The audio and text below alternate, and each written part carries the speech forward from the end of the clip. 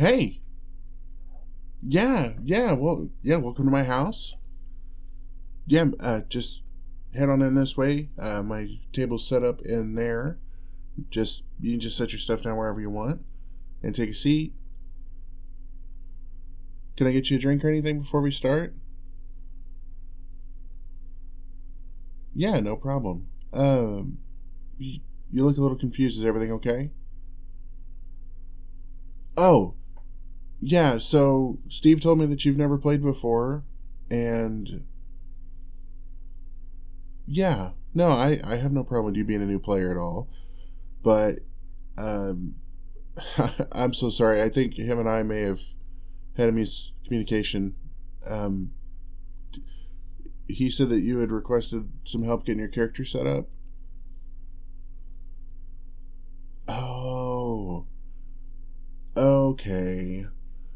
Well, typically, when you have a session zero, there is some character setup, but for me personally, it's mostly I talk to you guys about the world that I'm trying to set up and your guys' place in it, and then we talk backstories and, just ways that I can get your characters involved in the story, and then how to involve your characters into the story, I guess, if that makes sense.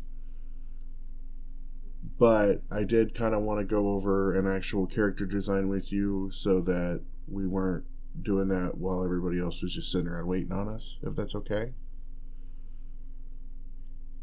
Yeah, fantastic. Yeah, just session zero is a lot of talking. It's a lot of getting stuff set up. Kind of since we've never played together before, we'd talk about how I DM, or we would talk about house rules, or stuff like that. And sorry if a lot of this sounds a little complicated right off the bat, but yeah. So house rules are variations of the rules that are laid out in the book. And typically those are described as rules as written. And you can completely play by rules as written. That's totally fine. A lot of people play like that, especially when they're first starting out. But there's some little tweaks that some DMs and some players like to make, just to make the game a little bit more fun for them. One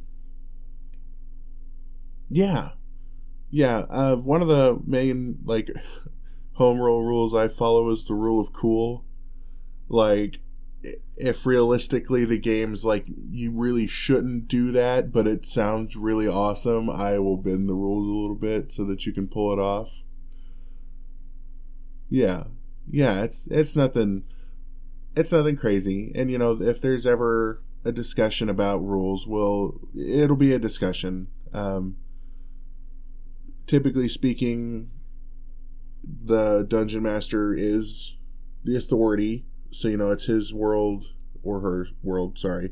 It's their world, their rules, that kind of thing. But if it's something that you really don't like, most DMs will talk to you about it, and you can have a civilized discussion and figure out what you both want to do moving forward. Yeah, the entire purpose of the game is, a lot of people consider the DM the bad guy, but I'm controlling the enemy players, but my job's more for us to work together and tell a collaborative story and to fill out the world that I've started with, your lived in character experiences. Yeah, it sounds way more complicated than it is, but yeah. And then the other part for you guys is, for session zero, is for you to tell me specifically, what kind of things you'd like to happen in the game. So myself personally, when I was a player, I really liked, seafaring combat. I will never forget, one of the very first games I played, we were on a pirate ship, and we were sailing, to this faraway island to find the mysterious MacGuffin, but we got attacked by ghost pirate ships. Okay, sorry, the ships weren't ghosts. The ships were real, but the pirates were ghosts. You you get it. But anyways, one of the characters on our boat used Shape Water, which is a really low-level spell, and they opened up a pit in the water right in front of the ship, and it just sailed into it and crashed at the bottom of the ocean. And I just thought that was the single coolest thing I'd ever heard of to that point. Right? I mean, it was really creative, and that's the best part of this game, is taking like things that don't seem like they'd be that powerful and doing incredible things with them. I was playing a fighter at the time, an Eldritch Knight. It's a subclass. We'll get into those here in a little bit. But the other party members were trying to make sure that I was having a good time since I was new. Oh yeah, no, it was a great group. It really was. They were fantastic players. I really loved playing with them.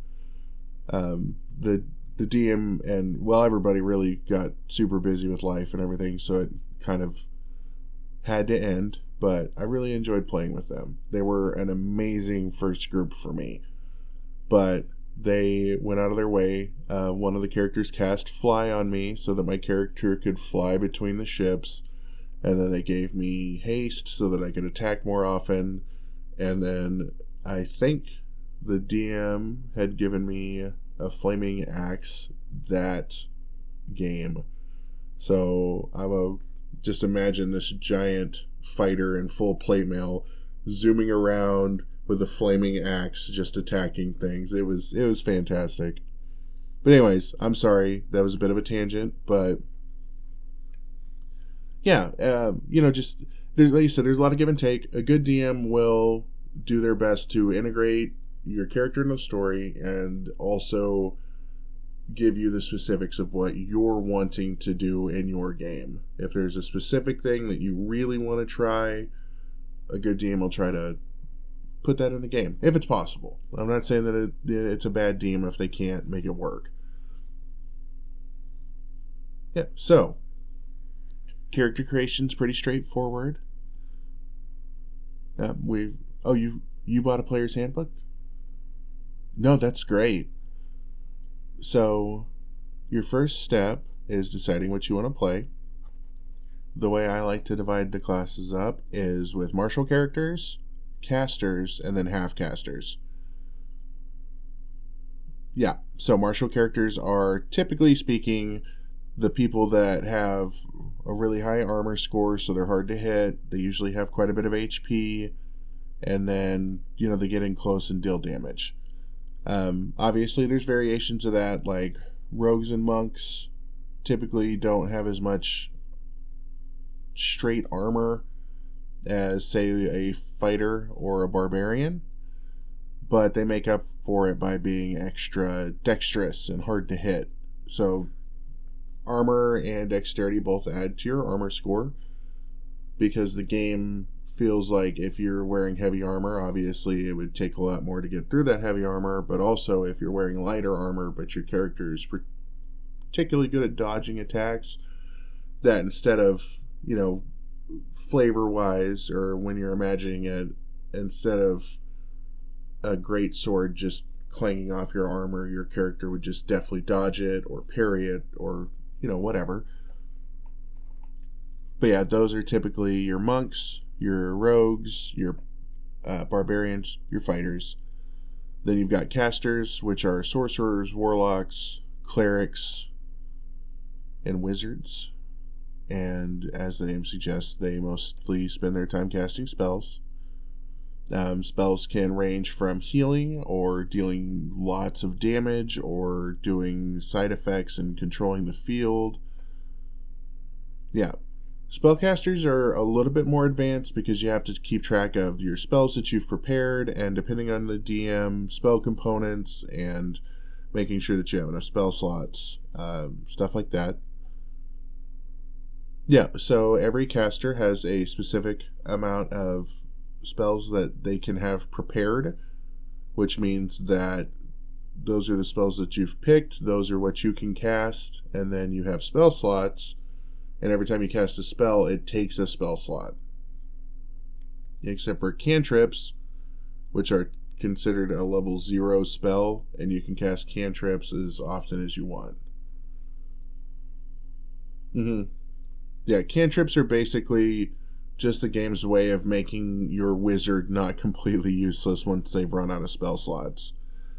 Because obviously it would be very silly to see the staff-wielding, robe-wearing wizard charge into combat because they've used all their spell slots and, immediately get taken out by the big bad.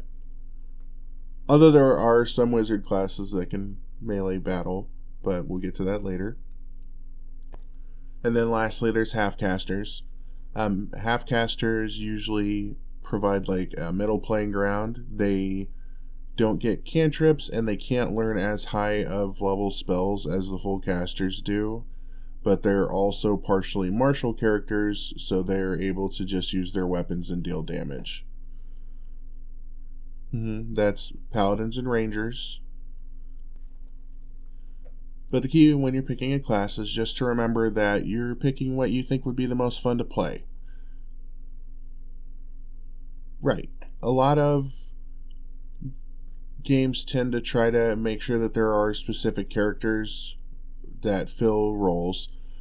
Typically speaking, most of the campaigns that I've played, you want somebody to be a rogue so that they can detect traps and pick locks and all that. But other classes can do that as well. Maybe not as well as the rogue can, but then healers are a big thing that most parties want, and then usually most parties want a tank. But really, D&D is all about free choice and playing the way that you want to play, and I've seen parties that have had none of those things work just fine. Yep, it's just about making sure that you play intelligently and that you discuss things with your dungeon master beforehand. The second thing you'll want to do is decide what race you want to play. Now, in the player's handbook, all races have a particular set of attributes that they'll either add a +1 or a +2 to. A lot of DMs are getting away from using those just because it kind of locks races into specific categories of classes. And realistically, humans aren't the same, so why should all of the other races be the same, So you want to look for different abilities that those races bring, like elves don't have to sleep and they have dark vision, or orcs are really good at being in melee combat because they have the ability to not die once they hit 0 HP, or stuff like that. Some classes are naturally resistant to poison, some are naturally resistant to cold, but a lot of it just kind of boils down to, again, the character you want to make. And while picking a race can be important if you're trying to power game, it's not an end-all be-all where if you pick a race in a class that doesn't seem to belong together, like a halfling barbarian or something, that's not to say that it can't work. And some of those characters that have the odd combinations of races and classes are the most fun to play, especially in a roleplay aspect. Once you've decided your race and your class, you want to go ahead and start with your attributes. Now, there are several ways to determine your attributes, and most of the time your dungeon master will let you know ahead of time which of these they want you to use. A very popular one is standard array. That gives you a 15, a 14, a 13, a 12, a 10, and an 8. And you just pick what attributes are best for the class that you're playing, and you put them in accordingly. Another way that you can do it is to roll dice. You roll 4d6s. Yeah, that's the one with the lowest number being a 1, the highest number being a 6. They look just like regular die that you would use for Yahtzee or Monopoly or whatever. And you would roll 4 of those, and you would just take the 3 highest numbers and add them together. Standard array is a good way to make sure that your character's not overly powerful or overly weak. And then the dice rolls can be a fun way to either, well, have an incredibly strong character or a character that's not very good at a lot of things. And then there's point buy. And point buy, you have 27 points, and you purchase the skill points with those points. And the more you put points into one, the more it costs to continue to level it, of course. Yeah, typically we're going to do standard array. Yeah, I just think that it's a good way, especially for starter players, to get a feel how the game works without having to worry about rolling badly on your attribute stats and having a character who's not very good at a lot of things. Because that can be fun. Part of the fun is failing. I know it sounds crazy, but there have been a lot of just outrageous, fun, and hilarious situations that I've been a part of because of a failed roll. So a character not being good at a lot of things can still be a fun character to play. It usually requires somebody a little bit more experienced with the game, though. And I don't want your first experience playing to be a game where you're not having fun because your character's not doing well at things. Yeah. So we can talk about the classes and what they do well and what they don't do so well at, and we can figure out what you want to play from there, and then we can get into the potential races and where to put your attributes and go from there. Awesome. I can't wait to see the character that you make. Yep, let's get started.